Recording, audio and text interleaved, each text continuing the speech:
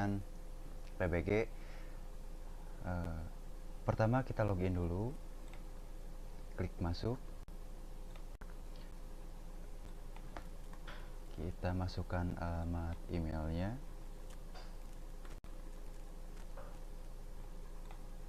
masukkan passwordnya, kita masukkan sesuai apa yang tertera di form masuknya. Ya, kita masuk ke halaman beranda akun kita. Untuk melakukan pertama permohonan, kita klik tambah, terus kita pilih dan klik persetujuan bangunan gedung. Nah, di sini ada daftar pengajuan. Jenis permohonan kita pilih bangunan gedung baru.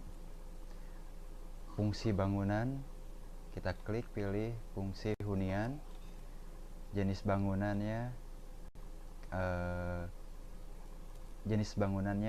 apa yang akan dimohonkan oleh sahabat bangunan. Di sini kita contohkan untuk rumah tinggal tunggal. Kita masukkan nama bangunannya. Untuk nama bangunan itu bebas, bisa disesuaikan dengan keinginan sahabat bangunan. Selanjutnya kita masukkan luasan bangunannya. Kita ambil sampel di sini 60 meter persegi. Jumlah lantai bangunannya kita tinggal pilih. Ada 1 lantai, 2 lantai, 3 lantai, 4 lantai, dan seterusnya. Kita pilih contoh 1 lantai. Dan apabila bangunan tersebut melebihi dari 10 lantai, kita centang di bagian bawahnya. Seperti itu. Kita masukkan tinggi bangunan. Kita ambil contoh 3,5 meter. Luas bangunan basement, karena dicontohkan di fungsi hunian rumah tinggal ini tidak ada basement, kita isikan 0. Jumlah lantai basement bangunannya kita isikan 0. Perancang dokumen teknis kita pilih disediakan oleh penyedia jasa konstruksi. Nah, di sini penyedia jasa konstruksi untuk bangunan yang kurang dari 100 meter persegi itu bisa dilakukan oleh perancang perorangan. Perancang perorangan di sini adalah perancang yang memiliki lisensi. Contoh kalau dari arsitektur itu lisensi arsitekturnya. Kalau dari orang teknik sipil itu dia mempunyai SKA bangunan gedung. Kita klik simpan. Lanjut di data pemilik kita isikan status kepemilikan, kita isi perorangan atau badan usaha. Nama lengkapnya disesuaikan dengan KTP sahabat bangunan. Nomor identitasnya disesuaikan dengan KTP sahabat bangunan. Jadi info data pemilik di sini adalah info data pemilik bangunan tersebut. Jadi disesuaikan dengan apa yang ada di KTP. Apabila sudah mengisikan data pemiliknya seperti alamat, provinsi, kabupaten, kecamatan, kelurahan, nomor HP, dan alamat email, kita lanjut klik simpan. Form selanjutnya itu adalah data alamat bangunan gedungnya. Jadi data alamat bangunan gedung yang akan dimohonkan oleh sahabat bangunan. Kita isikan provinsinya di sini apa? Contohnya kita di Jawa Barat, Kabupaten Garut, kecamatan yang akan diajukan, terus kelurahannya, dia bangunan tersebut berada di kelurahan mana, alamatnya kita tuliskan, misalkan contoh Jalan Uji Coba nomor 12 RT 01 RW 01. Selanjutnya data bangunan gedung. Data bangunan gedung itu ada isian jenis permohonan konsultasi, itu bangunan gedung baru, fungsi bangunan, fungsi hunian, jenis bangunan rumah tinggal tunggal apabila rumah tinggal tunggal. Nama bangunannya itu bebas diisikan oleh sahabat bangunan, luas bangunan yang akan direncanakan atau yang akan dibangun, jumlah lantai bangunannya, tinggi bangunan, luas basement bangunannya, dokumen teknis. Sebenarnya data bangunan gedung ini tadi sudah diisikan, maka isinya sudah otomatis. Kita klik lanjut. Oke. Nah, di sini ada data tanah. Data tanah, untuk mengisinya kita klik data, tambah data. Di sini akan ada form tambah data tanah. Yang pertama yang diisi di sini ada jenis dokumen kepemilikan tanah, data tanahnya. Kita klik listnya. Di sini terdapat sertifikat, akte jual beli, girik, petuk, dan bukti lain-lainnya. Kita pilih saja apa yang dimiliki sahabat bangunan, dokumen kepemilikan tanahnya. Selanjutnya kita isikan nomor dokumen data tanahnya.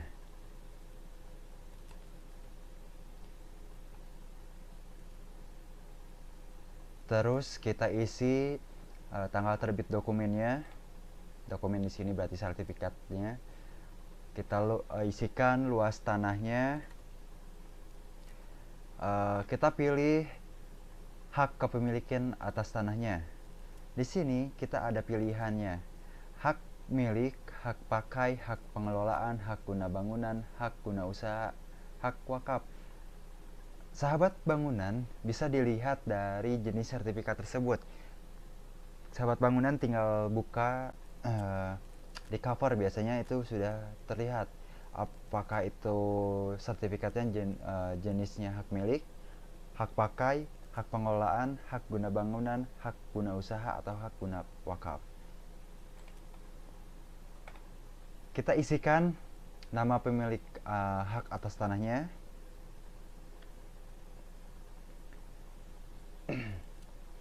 Alamat lokasi tanah. Alamat lokasi tanah itu di sini sama diisikan langsung dari sistem. Yang tadi sudah diisikan di data alamat bangunan. Kemudian kita upload scan PDF asli dari sertifikat tersebut. Ini contohnya, misalkan langsung kita klik open. Selanjutnya pilih jenis pemanfaatan dari pemegang hak atas tanahnya. Kita pilih. Ketika sertifikat dan nama pemilik bangunannya itu sama, kita pilih tidak.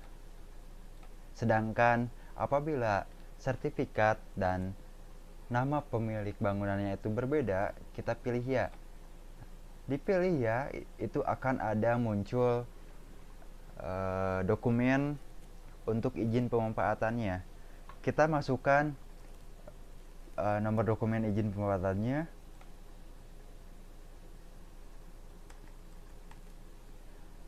tanggal terbitnya berapa, terus nama penerima izin pemanfaatannya itu disamakan dengan data pemilik bangunannya. Terus selanjut yang terakhirnya itu bekas izin pemanfaatan atau scanan dari surat pemanfaatannya.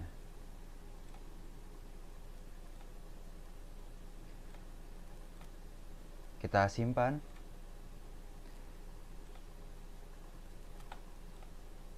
Oke,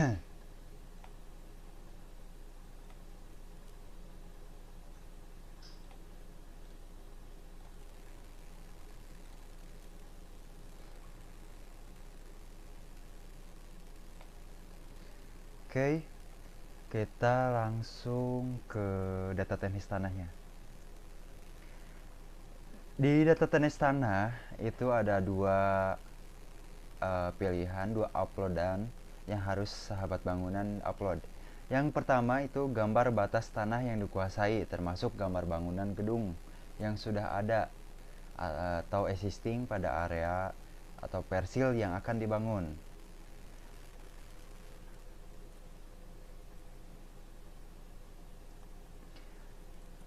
Gambar batas tanah ini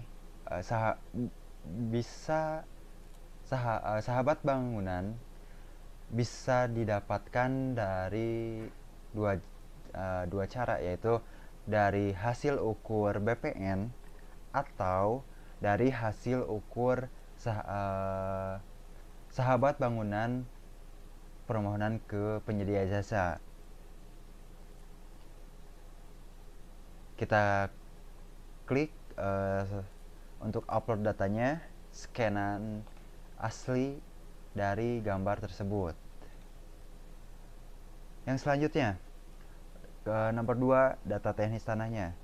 Itu gambar dan informasi tentang hasil penyelidikan tanah untuk bangunan sederhana. Gambar dan informasi tentang hasil penyelidikan tanah untuk bangunan sederhana bisa sahabat bangunan isikan dengan gambar topografi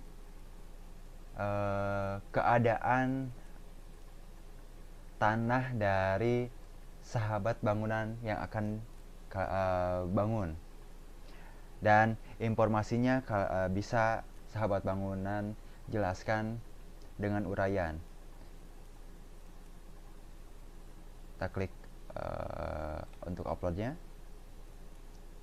pilih di mana disimpannya scanan gambar dan informasi tentang hasil penyelidikan tanah untuk bangunan sederhananya. Ketika sudah, kita klik open. Oke, kita selanjutnya. Di sini ada data kelengkapan. Di data kelengkapan itu ada 4 informasi yang harus sahabat bangunan upload. Yang pertama, informasi tentang KTP. Yang kedua adalah informasi tentang KRK atau KKPR.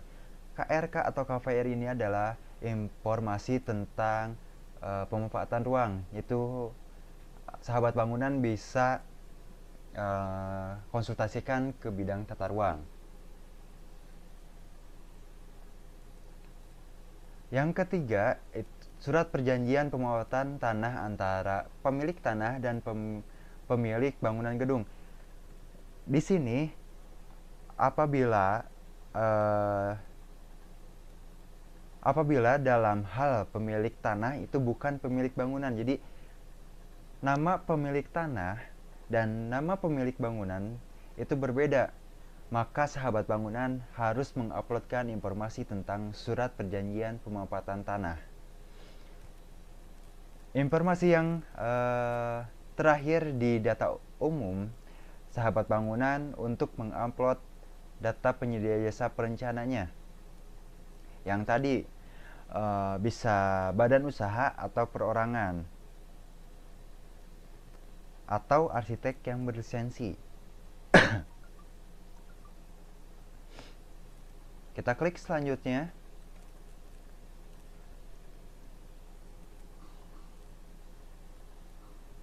Di sini ada data teknis arsitektur. Data teknis arsitektur, sahabat bangunan diminta untuk mengupload 2 informasi, yaitu informasi pertama tentang gambar situasi, rencana tapak, denah, potongan, tampak, dan detail bangunan gedung.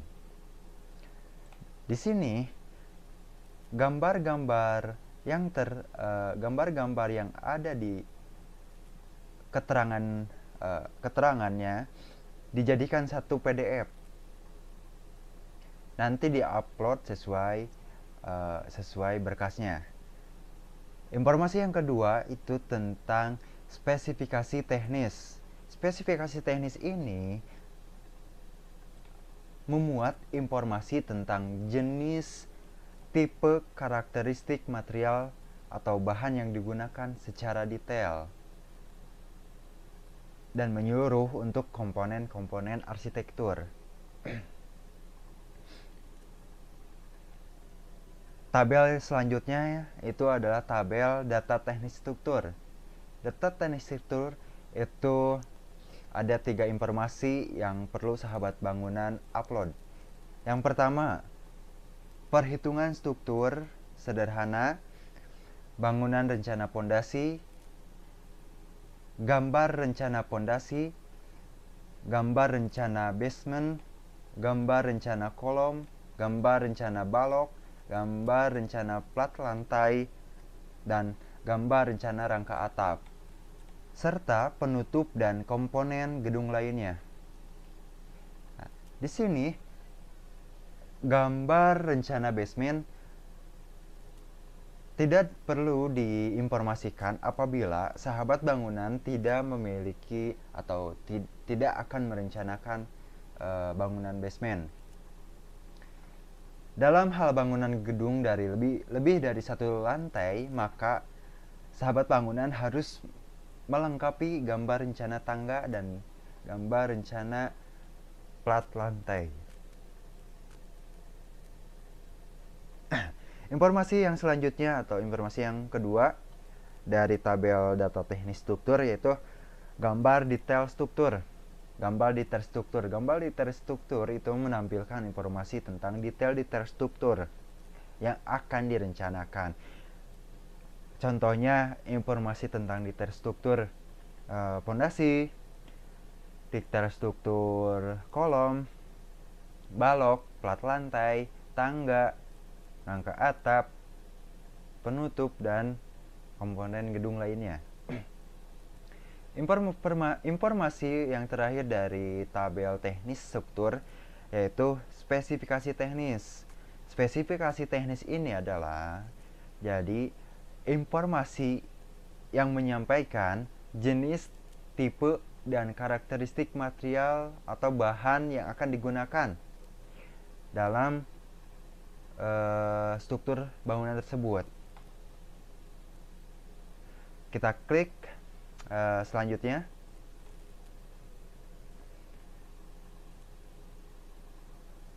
Tabel selanjutnya itu tabel data teknis mekanikal, elektrikal, dan plumbing. Informasi yang harus sahabat bangunan upload itu ada yang pertama, perhitungan teknis sederhana dari jaringan listrik dan gambar jaringan listrik yang terdiri dari gambar sumber, jaringannya, dan pencahayaan. Yang selanjutnya itu tentang plumbing dan mekanikalnya. Informasi yang harus sahabat bangunan upload yang pertama itu perhitungan teknis dan gambar rencana sistem sanitasi yang terdiri dari pengolahan air bersihnya, pengolahan air limbah, pengolahan air hujan, gambar rencana sistem drainasenya seperti apa, dan persampahan. Yang ketiga itu adalah spesifikasi teknis. Jadi ini informasi tentang jenis, tipe, karakteristik material dan bahan yang digunakan sahabat bangunan untuk jaringan listriknya, untuk sistem sanitasinya. Ketika kalian sudah selesai mengupload data-data tersebut, sahabat bangunan langsung klik saja selanjutnya. Nah, di sini ada form terakhir untuk yang menyatakan konfirmasi permohonan sahabat bangunan. Sahabat bangunan bisa sebelumnya dibaca terlebih dahulu konfirmasi apa saja sih yang harus sahabat bangunan perhatikan. Yang pertama, data yang sahabat bangunan berikan adalah benar dan dapat dipertanggungjawabkan. Yang kedua, sahabat bangunan dapat melengkapi data persyaratan dengan cara diunggah melalui situs SIMBG. Yang ketiga, dokumen harus dilengkapi dalam waktu 20 hari terhitung mulai dari tanggal pendaftaran. Jadi, ketika sahabat bangunan sudah melakukan permohonan, itu diberi batas waktu untuk melengkapi dokumen yang apa saja yang harus diupload selama 20 hari. Ketika melewati 20 hari, berarti otomatis permohonan sahabat bangunan itu akan terotomatis dilakukan permohonan. Yang terakhir, informasinya itu apabila terjadi kesalahan data setelah dilakukan konfirmasi, sahabat bangunan dapat memperbaikinya setelah dikembalikan oleh dinas teknis. Jadi ketika sudah diverifikasi kelengkapannya, baru sahabat bangunan dapat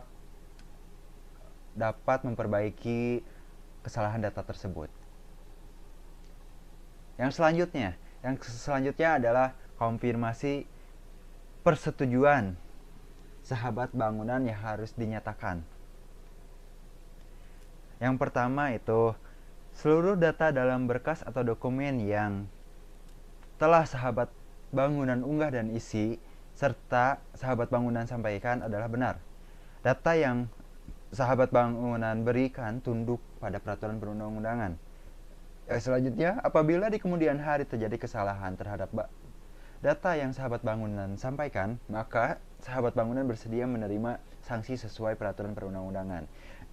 Di sini ada 5 checklistan. 5 checklistan di sini adalah checklistan pertama adalah pernyataan mematuhi KRK dan KKPR.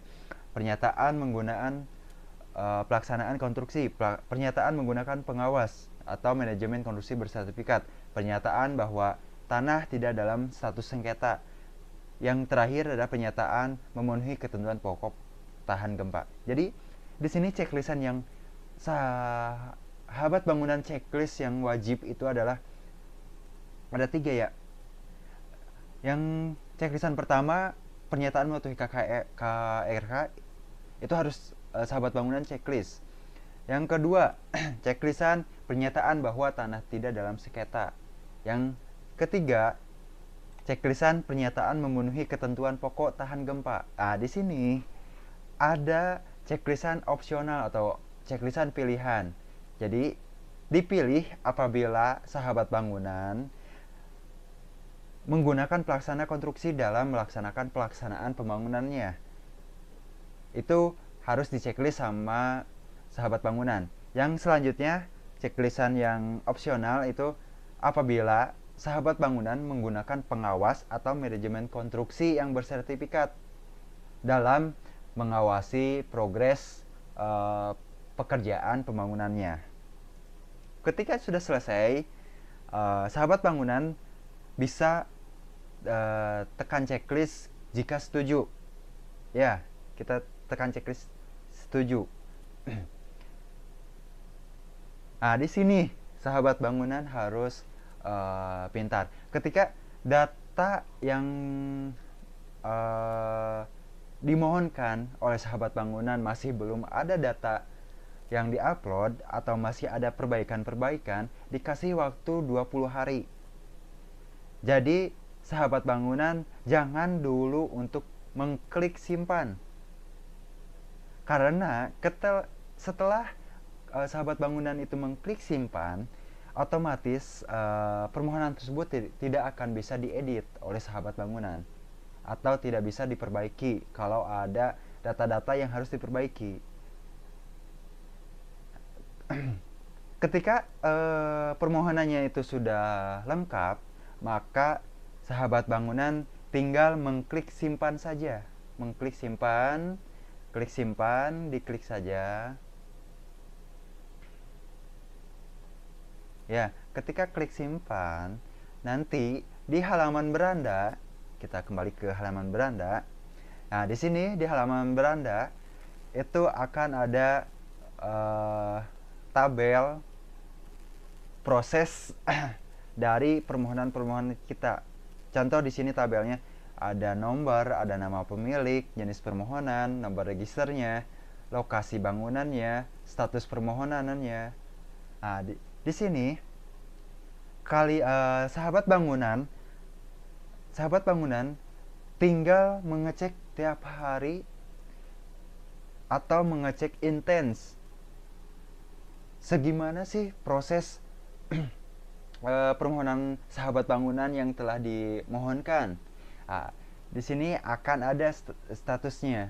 Di sini akan ada statusnya. Dan ketika tidak memasuki akun di SimBG juga, sahabat bangunan akan menerima email pemberitahuan proses-proses yang sudah dilaksanakan di sistem SimBG tersebut. Jadi untuk permohonan izin melalui SimBG itu sangat memudahkan sahabat bangunan. Jadi bisa dikerjakan di mana saja. Sahabat bangunan bisa